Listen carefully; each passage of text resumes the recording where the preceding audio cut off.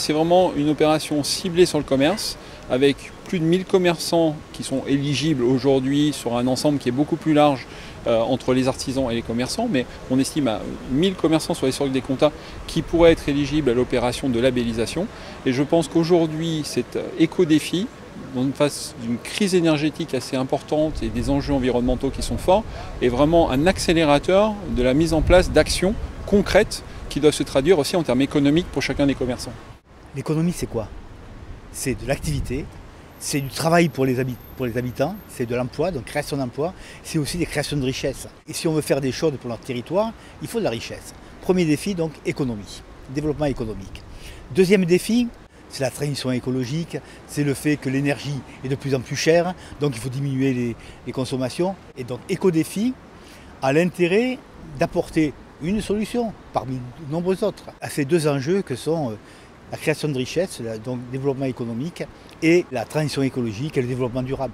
Et dans le fond, il était pratiquement presque naturel que nous puissions aussi intéresser sur ce sujet-là nos commerçants et artisans qui font preuve de beaucoup de dynamisme sur le territoire et qui sont forcément des acteurs potentiels ou déjà avérés en la matière. Alors cette démarche est entièrement gratuite pour les commerçants, elle est accompagnée par des conseillers territoriaux de la Chambre de commerce et d'industrie qui sont à leur disposition pour les accompagner dans cette démarche.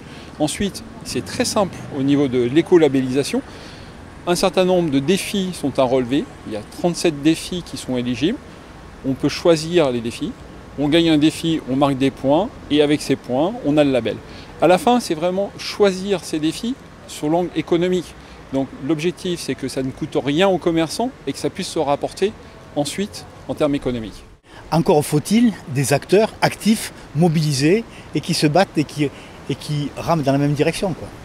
Donc voilà, éco-défi, c'est l'occasion sur une opération ponctuelle, bien concrète, bien cadrée, de travailler ensemble. Ces efforts-là qui sont produits de manière collective, à la fois par la ville, par notre société d'économie mixte, par les commerçants eux-mêmes, tout ça c'est un travail, j'allais dire, un peu d'équipe. Les CCI se mobilisent sur Éco-Défi depuis plusieurs années. Là nous venons sur le territoire des Sorgues du Comtat pour lancer cette opération.